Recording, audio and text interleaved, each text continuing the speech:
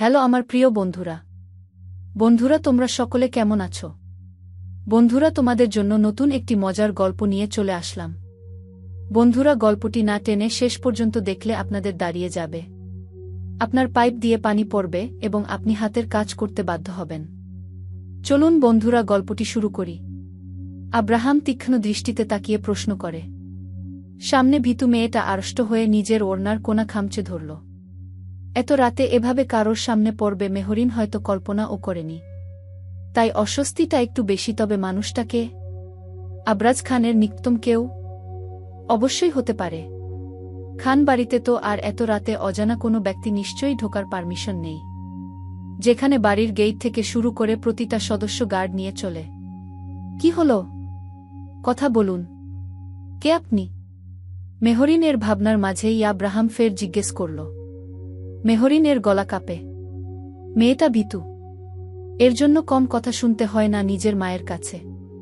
আজকাল এমন ভীতু হলে চলে? যেখানে বড় বোন আগুন সেখানে এই ছোট বোন জল। মহিতা বেগমের নিজের বড় মেয়েকে নিয়ে টেনশন না হলেও ছোট মেয়েকে নিয়ে প্রচুর টেনশন হয়।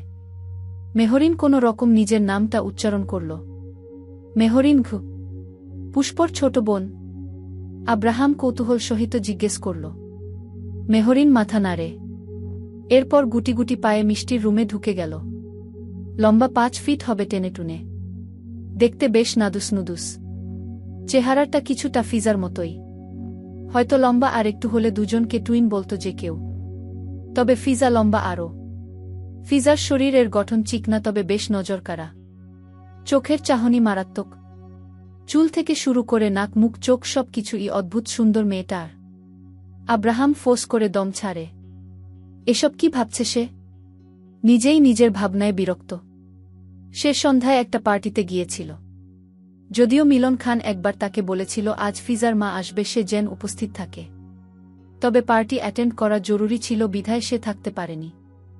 আব্রাহাম ক্লান্ত প্রচুর। নিজের সাথে যুদ্ধে সে জয় হতে পারবে কিনা সন্দেহ আছে মনে। ক্লান্ত দেহমন দুইটাইকে টেনে নিয়ে কক্ষের দিকে অগ্রসর হল। সিগারেটের তীব্র গন্ধে নাসারন্ধ্রে পৌঁছাতে গভীর তন্দ্রা ছুটে গেল ফিজার। চোখ পিটপিট করে তাকাতে মস্তিষ্ক সচেতন হল। স্মৃতিতে এলো রাতে ডিনারের পর আবরাজ আর কক্ষে ফিরেনি। সামনে সাদা রঙের দেয়ালে টানানো বড় সোনালি রঙের ঘড়িটা দেখল ফিজা। রাত 1:42। কক্ষে লাইট জ্বলছে তখনও। অপেক্ষা করতে করতে ঘুমিয়ে পড়েছিল বিধায় লাইট অন রয়ে গেছে। ফিজা গায়ের এলোমেলো রাতের পোশাক ঠিক করে বিছানা ছেড়ে পায়ে স্যান্ডেল পরে নিল। বর্ষর কক্ষটার বিশাল একটা ব্যালকনি আছে। কাচের দেয়ালের উপাশে ব্যালকনিতে নীল রঙের লাইট জ্বলছে। ব্যালকনি থেকে কক্ষের ভেতর দেখা না গেল কক্ষের ভেতর থেকে ব্যালকনি স্পষ্ট। সেখানে দোলনাটায় বসে আছে সুঠাম দেহর অধিকারী আবরাজ খান। ফিজা গুটি গুটি পায়ে এগিয়ে যেতে গিয়ে ও যেন সামনে এগুনোর মতো মনস্থির করতে পারছে না। অভিমানের আগে পুরুষটার সম্মুখে দাঁড়াতে তার অন্তরে দহন হয়। কিন্তু তাতে কি? যার জন্য এই যাতনা সে কি তা টের পায়? কিভাবে পাবে? যার একটা বিয়ে করা বউ আছে, এটা সে 3 বছরে একবার খোঁজ নেওয়ার সময় ছিল না, সে কি করে বউয়ের অন্তরের যাতনা অনুভব করবে? ফিজা তাচ্ছিল্য হাসে। ব্যালকনির দিক থেকে পা ঘুরিয়ে লাইট অফ করল। তারপর শুয়ে পড়ল গিয়ে আগের স্থানে। আবরাজ যেদিন ফিরল, ফিজা আবরাজের সব সত্যি জেনেছিল সেদিন। তখন তো সে স্বামী এত বছর পর ফিরবে শুনে খুশিই হয়েছিল। অনুভূতি অভিমানের হলেও ভালো লাগার ছিল মনের কোথাও। এত বছর পর নিজের স্বামী নামক পুরুষটাকে দেখবে, ছুবে, কথা বলবে, অভিমান করবে। তবে পরবর্তীতে এসব জানতে পেরে সব আনন্দ মাটি হল। মিয়ে গেল মেয়েটা। মাথাচাড়া দিল বিয়ে করা বউয়ের চেয়েও বেশি মূল্যবান সম্পদ আবরাজ খান এর নিকট তার কর্ম। গ্যাংস্টারগিরি। আবরাজ খান মানুষটার গম্ভীর মুখটার আড়ালে একটা ভয়ঙ্কর রূপ রয়েছে। হয়তো এটা কেউ জানে না। ফিজা চায়নি এটা তার সামনে আসুক। আগেই তো ভালো ছিল, যখন এসব না জেনে মানুষটার জন্য দিনের পর দিন, মাসের পর মাস এবং দেখতে দেখতে 3 বছর অপেক্ষা করেছিল। এখন যেন সব বিষাক্ত লাগে। সব ছেড়ে ছুঁড়ে দূরে কোথাও গিয়ে নতুন করে বাঁচতে ইচ্ছে করে, যেখানে তাকে আবরাজ খান নামক পুরুষটার এসব কিছু ছুঁতে পারবে না। আমি তোমাকে বারবার ছুঁয়ে দেব, 1000 বার ছুঁয়ে দেব। পাগল করব আমার মাতাল করা স্পর্শে। তুমি আমার স্পর্শ থেকে পালাতে পারবে না। আমি তোমার পিছু ছাড়ব না। হঠাৎ নিজের উপর আবরাজ এর উপস্থিত টের পেল। মাদকাসক্ত কণ্ঠস্বর। আবরাজ বুয়ের একদম নিত্যে। মুখ থেকে সিগারেটের তীব্র গন্ধ ফিজার গা গোলাচ্ছে। সহ্য হয় না গন্ধটা। অথচ আবরাজ এর কোনো হেলদোল নেই বুয়ের রিয়াকশন দেখে। ফিজার রাগে দুঃখে কাঁদতে মন চাচ্ছে। একটু দয়া কেন নেই এই পুরুষটার মনে? কেন এত পাষাণ? তবে ফিজা বা কম কিসে? ঝট করে নিজের শোয়া থেকে উঠে বসল। পিছিয়ে গিয়ে গায়ে কমফোর্টার জড়িয়ে বসে মুখ অন্যদিকে ঘুরিয়ে বলে, কথা দিয়ে ভুলাতে আসেন বারবার, তো অন্য কিছু করতে তো দিচ্ছ না। আবরাজ বাঁকা হেসে বলল। ফিজা অন্ধকারে আবছা আলোয় ঠিক বুঝতে পারে আবরাজ তারই দিকে তাকিয়ে আছে। ফিজার দৃষ্টি ও তীক্ষ্ণ। তাচ্ছিল হাসে মেয়েটা।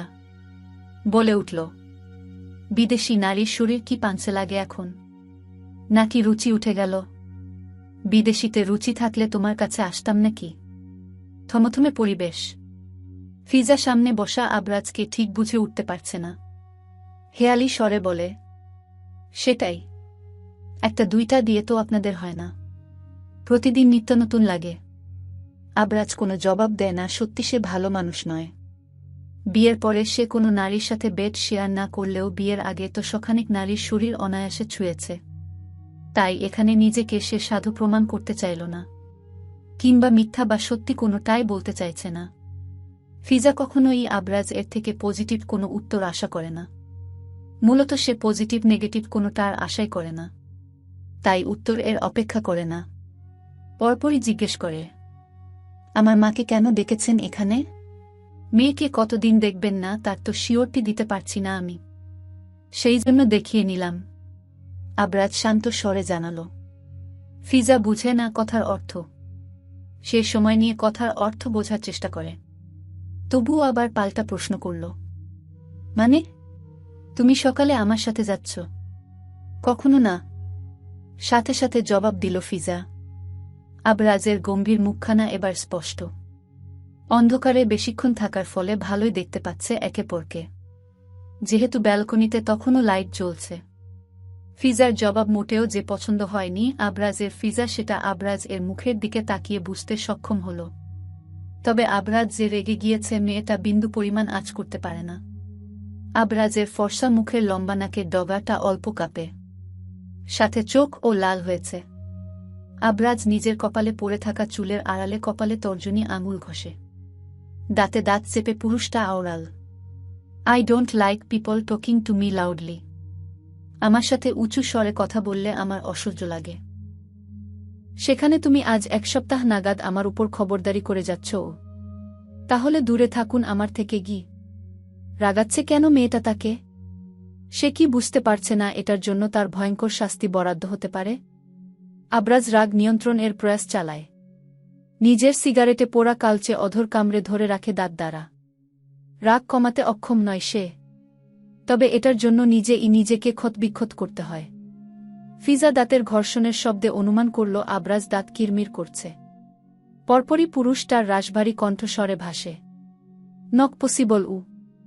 যে কোনো পরিস্থিতিতে নিজেকে আগলে রাখতে হয়, শক্ত রাখতে হয়, অক্ষত রাখতে হয় নিজেকে। আর যে পরিস্থিতি সামলাতে নিজেকে ক্ষতবিক্ষত করে তার মতো বোকা পৃথিবীতে দ্বিতীয়টা নেই। ফিজার কথা শেষ হওয়ার সঙ্গে সঙ্গে আবরাজ মেয়েটাকে একটানে নিজের বক্ষদেশে নিয়ে এল। শুধুই মুখ আর শরীরের অর্ধেক অংশ এসছে। চুল এলোমেলো হয়ে মুখ সম্পূর্ণ ঢেকে গিয়েছে। আবরাজ ফিজার এলোমেলো চুল হাতের সাহায্যে মুখ থেকে সরিয়ে দেয়। এরপর ঠোঁটের কোনায় আঙুল চেপে ধরে ফিজার চোখের দিকে তাকিয়ে বলে উঠল, তাহলে তোমাকে ক্ষতবিক্ষত করে দেই। থুতনিতে চিনচিন ব্যথার প্রকোপ বাড়ল। ছটফট করে ফিজা। আবরাজ দাঁত চেপে আছে সেখানে। এমন স্থানে আঘাত এর চেয়ে ব্যথাটা গভীর হয়ে কলিজায় লাগে। ফিজা আবরাজের কাঁধে নখ দিয়ে আঁচড় কাটতেই আবরাজ ফিজাকে ছাড়ল। মেয়েটার নখ বড়, কাঁধ জ্বলে। এমন নয় সে আঘাত সহ্য করতে পারে না। শরীরে এমন অনেক অঙ্গ যেখানে বেশ বড় বড় আঘাতপ্রাপ্ত। সেই তুলনায় এটা নিতান্তই তুচ্ছ। তবুও এটার গভীরতা অনেক মনে হচ্ছে আবরাজের নিকট। ফিজা থুতনিতে হাত দিয়ে চেক করল। রক্ত আসেনি। তবে ব্যথা হচ্ছে। আবরাজ নিজের কাঁধে তরল পদার্থ অনুভব করে। আঙুল চিটচিটে লাগে। রক্ত এসছে। ফিজা সেদিকে বাঁকা দৃষ্টিতে তাকিয়ে শান্ত স্বরে বলে উঠে, আমাকে আঘাত করার আগে নিজেকে প্রস্তুত করে তবেই আসবেন, নয়তো দ্বিগুণ আঘাতে নিজেও জর্জরিত হবেন মিস্টার মাফিয়া আবরাজ খান গু।